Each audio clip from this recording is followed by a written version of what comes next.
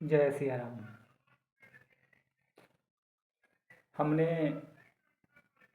आज तक बजरंगबली को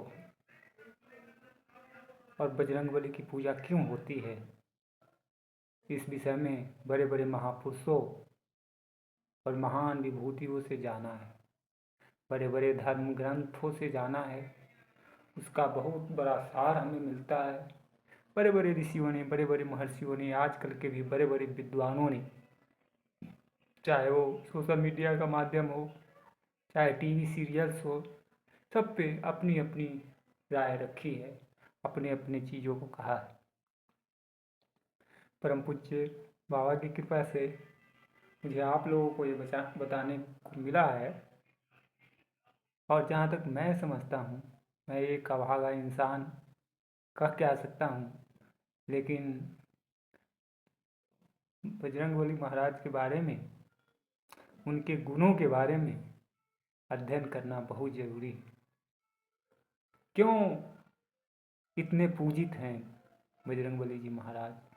और देवता चित्त न धरई, हनुमत से ही सर्व सुख करई। संकट कटे मिटे सब पीरा, जो सुमिरै हनुमत बलबीर।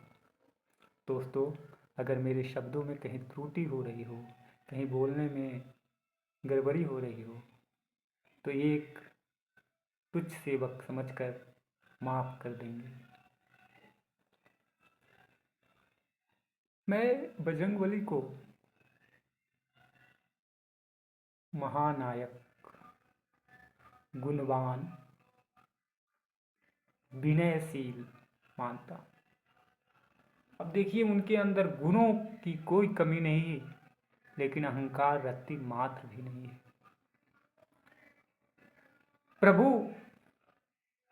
जब आते हैं, जब हनुमान जी महाराज लंका से आते हैं और प्रभु कहते हैं, तुमने तो बहुत बड़ा मेरा काम किया, तुम हम प्रिय भरत की तरह मेरे भाई हो। तुमने वो काम करके दिखाया है जो आज तक किसी ने नहीं किया। 100 योजन पार कर तूने जानकी का पता लगाया। और हनुमान जी महाराज क्या कहते हैं कि प्रभु, आपका नाम था और आपकी यश कीर्ति थी और आपका प्रताप था, आपके पुण्य प्रताप से ही मैं ये काम कर पाया। ऐसे हैं हमारे हनुमान जी महाराज, बाबा जी महाराज। समझिए, लंकापति रावण ने जब पवन पुत्र को बंदी बनाया, तो कर जोर करके विनय किया कि जानकी को तज दीजिए, आप माता जानकी को श्री रामचंद्र को सौंप दीजिए। विनय पूर्वक उन्होंने कहा। इसलिए हनुमान जी महाराज आज आदर्श बने हैं।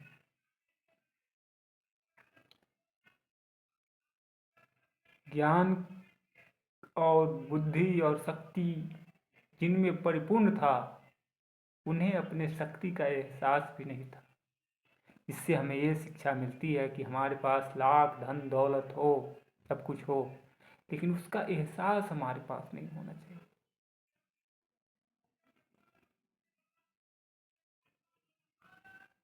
क्योंकि उसका एहसास आपके अंदर दंभ और अहंकार को भर देता है। दंभ और अहंकार जब आपके पास आ जाता है, तो आप फिर इस माया में वशीभूत हो जाते हैं। फिर आपको भय, लोभ, लज्जा, संकोच, घृणा, ये सारी भावनाएं भी अपने आप आ जाती है। क्योंकि जहाँ राग है, वहाँ अनुराग है। हमें वीत रागे से आगे बढ़ना है, हमें समता दृष्टि से आगे बढ़ना है, हमें समता दृष्टि से भक्ति करनी है। तो अगर ये चीज़ें हमारे पास हो और हमें अगर एहसास न हो, तो कितना अच्छा हो। इसीलिए बड़े बड़े सिद्ध संतों के पास बहुत सारी शक्तियाँ होती हैं, न जाने कितनों का भला कर देते हैं, लेकिन स्वयं में वो चीज़ें नहीं लाते और अपना भला नहीं कर पाते, क्योंकि अगर उनको उस चीज़ की प्राप्ति का हो तो राम का नाम, और राम का नाम कैसे मिलेगा? हनुमान जी महाराज को राम का नाम चाहिए था, इसलिए उनके अंदर वो सारी शक्तियाँ जो थी उन्होंने समर्पित कर दी राम के बारे। सारी शक्तियों का श्रेय उन्होंने प्रभु को दे दिया।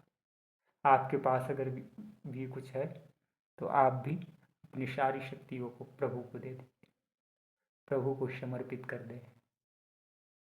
प्रभु को समर्पित करना ही उचित है, दुख में हो, कष्ट में हो।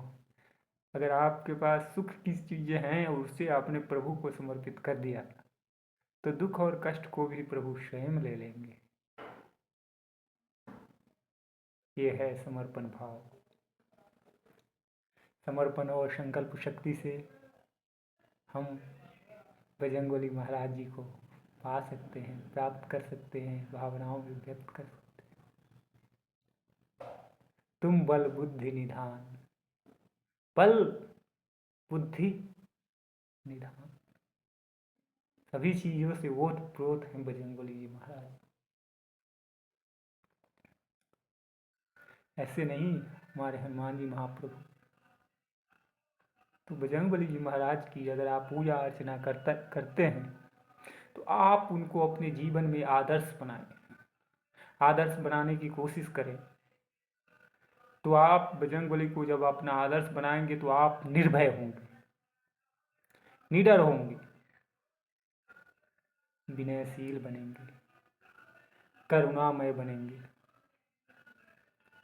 त्रिजटा माँ जब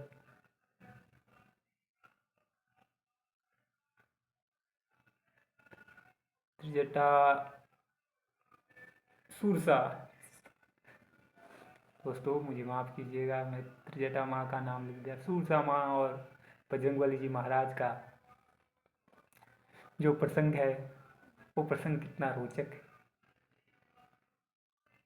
वो कहते हैं कि हे माता, मैं अपने प्रभु के कार्य को करके आता हूँ, अगर आपकी यही प्रतिज्ञा है तो मैं अपने प्रभु के कार्य को करके आता हूँ और उसके बाद आप मुझे अपना आहार बना लीजिए। ऐसा ज्ञान किनमें है? और ऐसा ज्ञान जिनमें है उन पे राम की कृपा है। राम की कृपा जब जगती है तो ऐसा होता है। ऐसे नहीं बजरंगबली जी महाराज आज कलयुग में स्वयंभू बने हुए हैं। उन्होंने ऐसे कार्य किए उस युग में जो हमें प्रेरणा से ओतप्रोत करते हैं।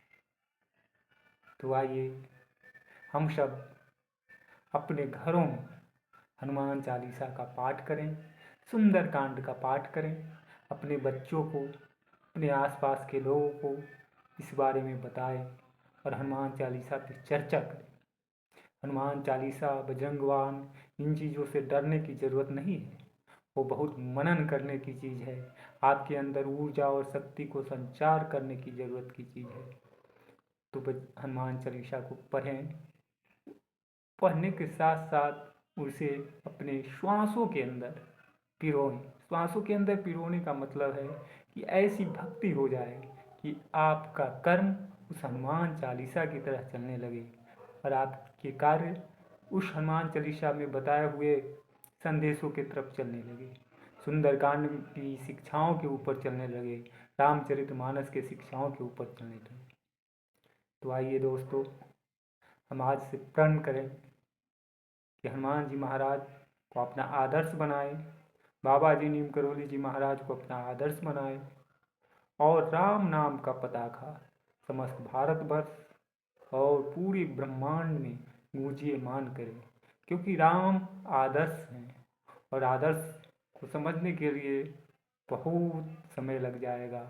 अभी से मैं बोलता रहूं तो 7 जन्म लग जाएंगे, लेकिन राम के गुणों और राम के प्रतापों की व्याख्या नहीं की जा सकती। इसलिए हम तुच्छ लोग क्या कर सकते हैं? राम राम राम राम का नाम जप कर सकते हैं। बोलिए जय सिया राम।